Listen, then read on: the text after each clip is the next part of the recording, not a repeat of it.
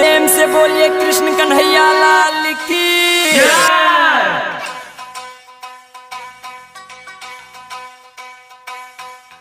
सुपरंगी recording studio Madhuri. अखन अहाँ सब सुन रहल छी वायरस केयर के शानदार प्रस्तुति।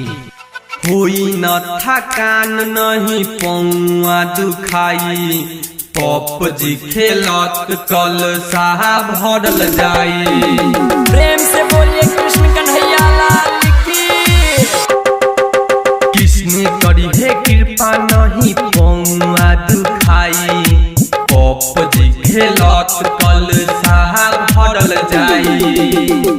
पप जी खेलत कल साहब भरल जाई। कोई न थकान नहीं पौआ दुखाई, पप जी खेलत कल साहब भरल जाई। पप जी खेलत कल साहब भरल जाई।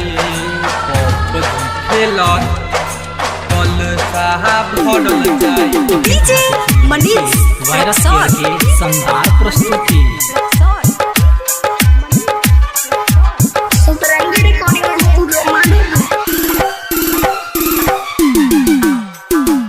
प्रेम से बोलिए कृष्ण कन्हैया लाल की।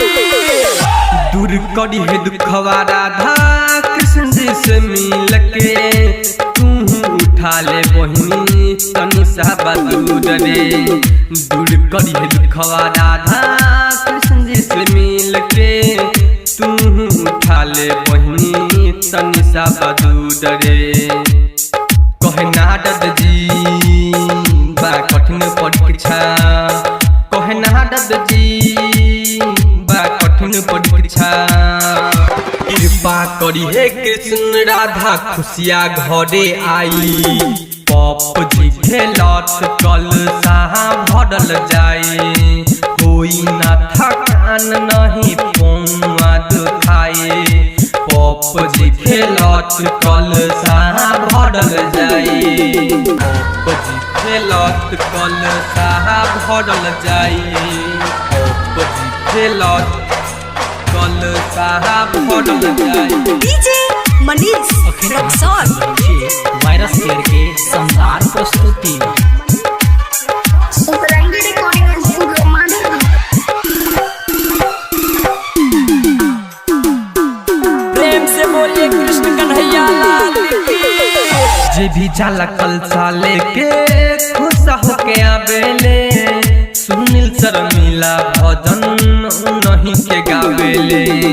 जे भी जाला कल साले के खुश होके आवेले, सुनील शर्मिला भजन नहीं के गावेले। बटे महिमा महान तुहके पूजत नसार, हो बटे महिमा महान तुहके पूजत नसार। संजय छोटू संगे दिल खुश भरे जाई, पप जी खेलत कल साहब भरल जाए। कोई न थकान नहीं पौआ दुखाई, पप जी खेलत कल साहब भरल जाए।